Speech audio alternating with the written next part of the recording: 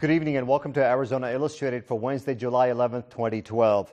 Senior citizens are a fast-growing percentage of our nation's population, and experts say the rising statistics concerning elder abuse are now every bit as troubling as those involving child abuse. Learning to recognize the warning signs of elder abuse and knowing what to do in response can be life-saving information. Mark McLemore has the details in this interview. And joining me now to talk about elder abuse and its warning signs and what to do if you suspect a case, we've got Stu Grable. He's an ombudsman with the Pima Council on Aging, and he's here representing elder rights and benefits for PCOA. Hi, Stu. Thanks for joining us. Well, thank you for having us. The first thing I'd like to ask you to do is to share with us some statistics about the scope of the problem of elder abuse. Well, it's a huge problem. The state of Arizona reports almost 10,000 cases are reported to Adult Protective Services a year, and the estimate that only 1 in 14 cases is actually reported. So the number is very large, and part of the problem is people are afraid or ashamed to talk about it. There's a lot of fear that's associated with being taken advantage of when you're a senior. Well, how have you and your colleagues at PCOA come to know your enemy in the case of elder abuse? Well, we've had a lot of phone calls, those people who do call in, and we help direct them and let them know what kinds of things to look for. One of them is if someone is accompanying an elder person and is constantly answering for them and cutting them off, that's one of the signs. Isolation is a tool of people who abuse elder people. They try and cut them off from other friends and other people. The other thing that we try and watch for is people who are self-neglecting and self-abusing. It's very subtle. Hoarding is a form of self-neglect, self-abuse. We've had many cases in the Tucson area of hoarding of animals, of hoarding of things, of people who literally cannot get to the bathroom in their own homes because they're so cluttered with things that they've collected. And then we have the professional crooks. We have the people who are described by their victims as, but he's such a nice young man. Those are people who make friends with elderly people, who gain their confidence, and then take advantage of them. A lot of times, say an adult child of an aging parent might be relieved when there's somebody in the apartment complex who's willing to stop by and check up on their mother or father and find out how they're doing. And absolutely, and there are many wonderful people who do that, but when you have a senior who is elderly, who has difficulty with activities of daily living, which is one of the signs of potentials for being victimized, who is then isolated and left alone with that person, you have a perfect catalyst if that person should want to take advantage of them. So we need to set up some kind of vigilance, some way of checking, of making sure that the person who's caring for mom is a good person and has standards that you would approve of. Well, if someone suspects that elder abuse may be going on to someone they know, what do you recommend is the first step in properly reporting this? Well, the Arizona statutes are very clear. The first step in reporting elder abuse is to contact Adult Protective Services. Adult Protective Services is the state agency that is charged with investigating elder abuse. Also, if it raises to the point of a criminal action, you should report it to your local law enforcement. We in Pima County have a task force called SAFE, in which many of the law enforcement agencies, the county attorney, the Attorney General's office chairs it, and we've had a number of successful prosecutions of people who we found because several people reported them, and then when we traced back, we found it was the same person. Saw a pattern. Saw a pattern, and those patterns, even if we just get the first inkling, the first report. And at Pima Council on Aging, although we don't do the investigation, we can help people decide who is the best person to report it to. Can you give us a short description of the types of elder abuse that you've seen come through your office? Because it's not always physical. No. No, we've had people who are constantly yelled at by the younger person. Very often, unfortunately, who in the family takes care of grandma? It's the person who's out of work, who is just out of prison sometimes. So we need to be aware that when we do that, we place our older people at risk. Very often in today's society, we don't have nuclear or large families. There are many elderly who don't have anyone to take care of them. They're particularly susceptible for people out in the community. We've had everything from family members changing their grandmother's house into a drug den to people who simply show up on the day the Social Security check appears and borrow. That's the phrase they use. They borrow all of grandma's money or grandpa's money. Well, Stu, tell us about how people can get involved in this statewide initiative against elder abuse. Well, Pima Council on Aging and the Maricopa Elder Abuse Task Force have put together an I Will campaign. And the idea is that one of the things we need to do is to get people to report elder abuse. And the I Will campaign is a pledge that lists things to look for in elder abuse and how to report them. And we're trying to get the people in the community and businesses to sign up for it. And make a pledge on pcoa.org. Right. Well, thanks for your time, Stu, and sharing information about this subject. Thank you very much for having me.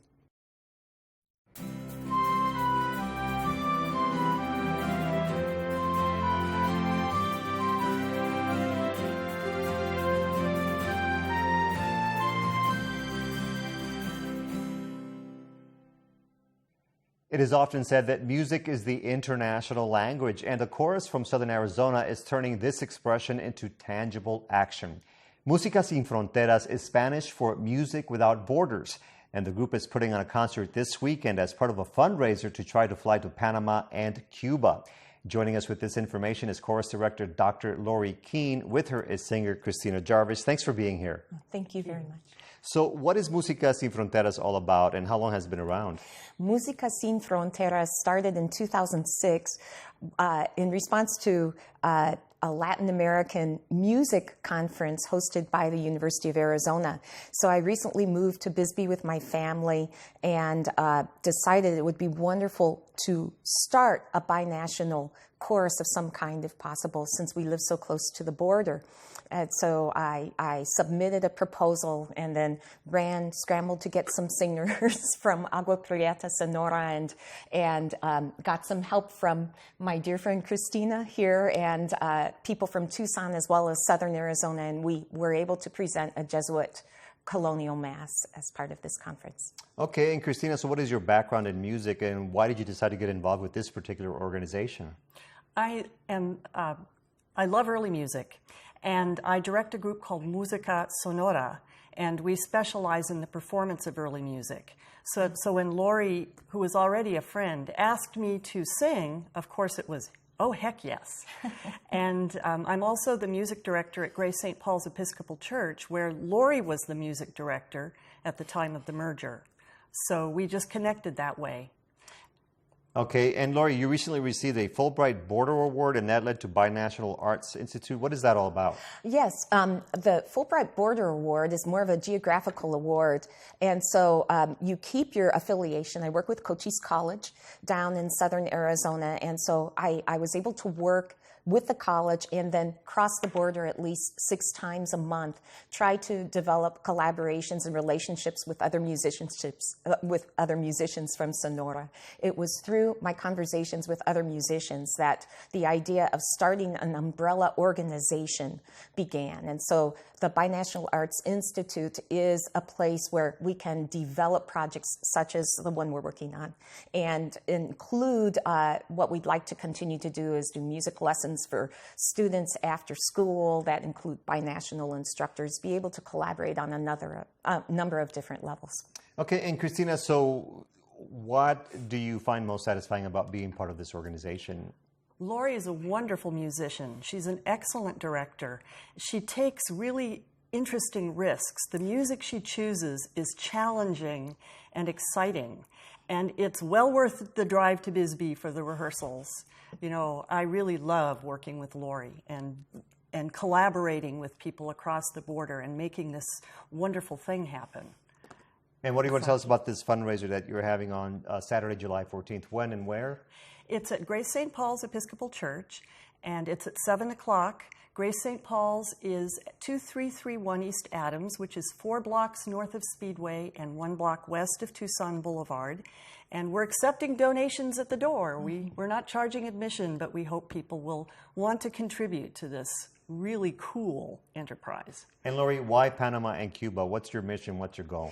Well, a couple of years ago, a singer in the chorus mentioned Cuba, and in my years in Panama, I lived there from 1999 to 2002. Many of the students I worked with at the University of Panama regarded Cuba as a sort of mecca of music of the Americas. So since that time, I've always wanted to visit Cuba. I was able to meet a choral director from Cuba in 2004 in Mexico City at a conference, and fantastic chorus. So we went ahead, my husband being an Episcopal priest, we went ahead and I tried to contact the Episcopal diocese down in Havana and received a response 8 months later inviting us to sing at a convention for them, a church music convention. In looking at details to go to Cuba, realized that Panama is a hub of Copa Airlines, and so there are still singers down in Panama City I worked with, and we decided we would try to make a tri-national chorus and be able to present a couple of presentations down in Panama on our way to Cuba. And Christina, so in today's world of SB 1070, border violence, all of these negative things you hear about what's happening along the border, what do you want to say about Música Sin Fronteras, Music Without Borders? Oh, Música Sin Fronteras is a cross-border embrace both ways. I mean, we just had a concert down at the border wall, and it was so powerful. It's an expression of, we're not going to accept that. We're not going to be like that. We can work together and make beauty. Well, great. Well, thank you very much for joining us, and good luck on your trip to Panama and Cuba beginning at the end of July. Thank you so much. Good luck. Thank you so much. All right. Well, there's a two kind of people that I just can't stand. There's a lying woman and a cheating man. Don't lie to me. Don't lie to me. Don't lie to me. Don't lie to me. 'Cause it makes me mad and angry just 'cause there's a man can be. It's 1 foot in the ether with the LA County Blues. Tonight at 11 on PBS 6. The Tucson-Pima Arts Council recently announced its list of annual winners who are being honored with Lumies. The individuals or groups are seen as luminaries who contribute to the art scene, and we'll be introducing them to you right here on Arizona Illustrated. Tonight we begin with the winner of the Arts Educator Award. Mark McLemore has that interview. David Andres has been an art educator and an artist for about 40 years now, and he's being recognized for his contribution to the art community in Tucson and Arizona with the Lumies Award. Congratulations. Thank you. Tell us about how you got started in art education. Why did that seem like a good choice for you, a good fit? Well, we moved here from New York City, and I came here to get a second master's degree in education and in gallery museum studies, basically. And felt like that was the emphasis of what education is about. And so I sort of followed through with that and started working with the Arizona Commission on the Arts, working with at-risk students, which really was a enlightening experience for me. And loved the encounters with the students. Some of them were legally challenged. Some of them were, had problems at home. So it was you become sort of a psychologist, I guess, and working with them, and you get to know them and making it pretty individual, I think. Well, did you find that working with at-risk kids, that they're hungry to express themselves creatively? Totally. They are students that have sometimes been incarcerated or they've been held back, and they're, maybe not working well academically, but they have a way of expressing themselves that is totally different than I think some of the normal students in our educational system. Well, what do you think are some of the key approaches that you use as an educator to help inspire a young artist and to get someone in touch with their creativity? Well, I try to do creative projects with them and not, there's some things you have to do in the educational system to work with the requirements, but if you put creative energy out to them, I think they respond creatively. Well, let's talk about your own work. And you told me that this recent series of canvases you've been doing has been inspired by underwater photography. Explain how that's come together. Well, I've been a scuba diver since 1983, I think, when I got certified. I didn't start doing underwater photography for several years because there's coursework and things that you need to accomplish, but I have been doing photography, with different marine life and actually working with trying to investigate certain areas of the Sea of Cortez. That's been my main home base of trying to, work with underwater photography. Well, what catches your artistic eye while you're underwater, and how deep are we going usually? Typically, it's from 30 to 60. You might go 90 feet, but typically the best marine life in some ways is in between the 30 to 60 foot range, So, but anything catches my eye. A lot of invertebrates, a lot of information that I can photograph up close, I guess. And but what really has turned me on to this most recent series has been I came across a scorpion fish that was entrapped in a large fishing net on top of a shipwreck in outside of San Carlos. And after photographing it and letting it loose, because I thought it was deceased at the time, I got interested in the concepts of, the overfishing, gill netting, and things like that. So I've been working on a gill netting series for years, about 15 years, actually. Well, another artistic hat that you wear is as director of the Bernal Gallery. Tell our audience where that gallery is located and what you feel your role as director is there. The gallery is located on West Campus and the Center for the Arts. We're right in the hub at the middle of the performing arts area. The gallery is a professional arts as well as a student gallery. We have one student exhibit each year, award-winning students. The other three exhibits that we offer are professional art exhibits, mainly artists from the community, but they're also artists from outside. We've gone as far as brought in artists from Australia and this last year from Hawaii. So we have a broad, perspective on trying to bring quality art to the students, not just the students at Pima, but to the community. I mean, that's one of our main objectives is enlightening the community of what's going on. Yep. Well, congratulations, David, for being recognized for your work with this Lumies Award. Thank you.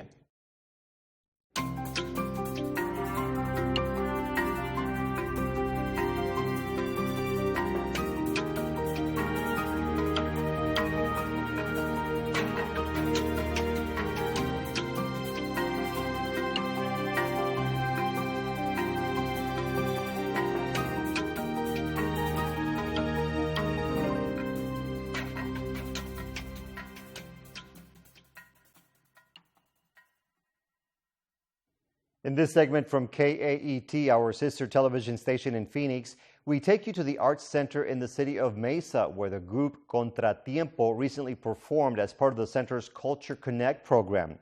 Contratiempo is a Latin dance company based in Los Angeles.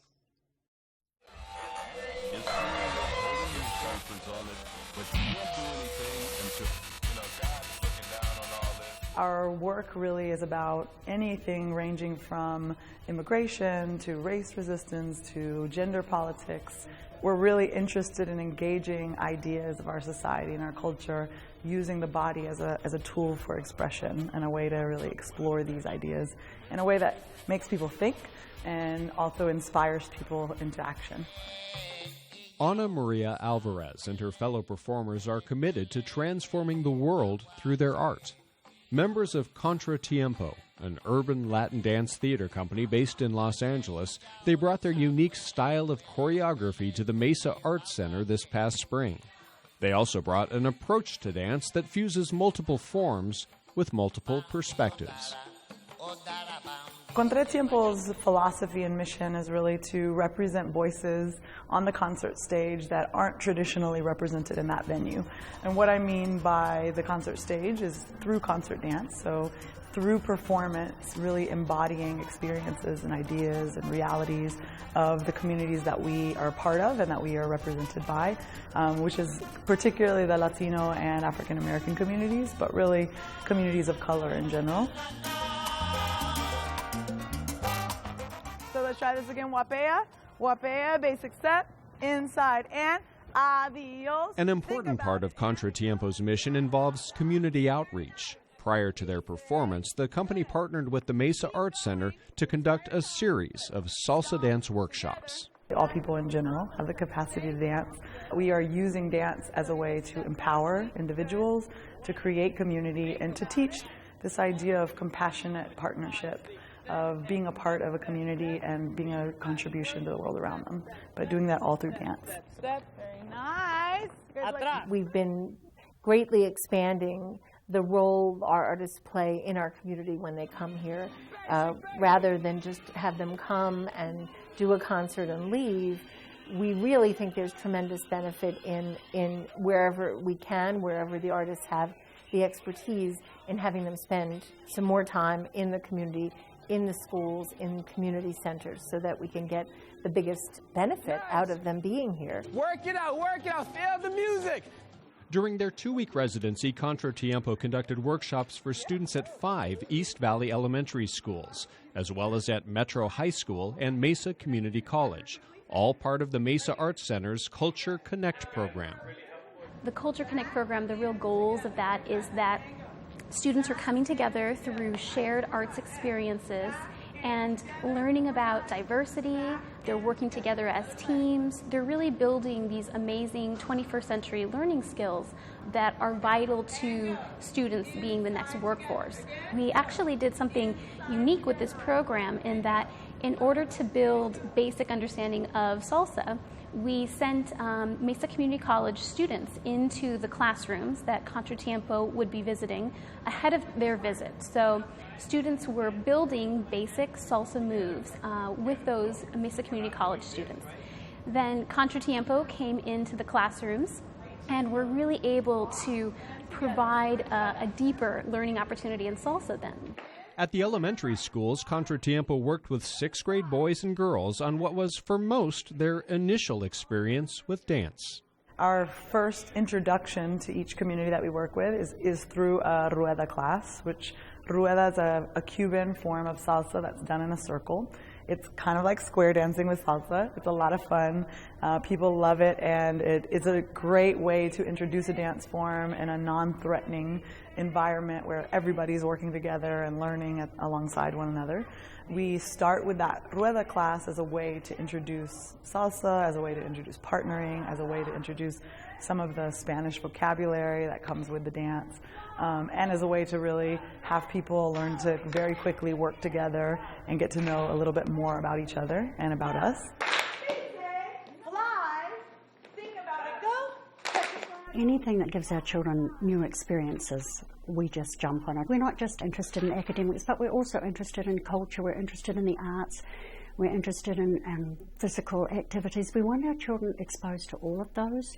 And so this was a wonderful opportunity for them to do something different, completely out of the realm of what they have here normally at school.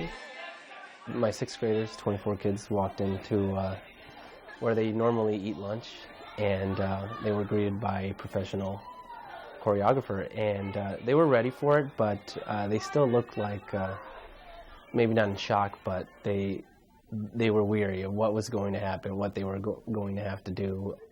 We knew what the company was about, so they walked in and immediately got in a circle, and the instructor was very comfortable and kind of sent the message that today we're going to have a very comfortable dance lesson and everyone's going to have a good time. So by the end, they are, and they're clapping and they're celebrating and they feel good about themselves, and they've done something that they normally wouldn't think that they could do as 11-year-olds. And so that's exciting to see. We are all feeling the rising humidity outside as the annual monsoon makes its impact on southern Arizona. It's tonight's video postcard.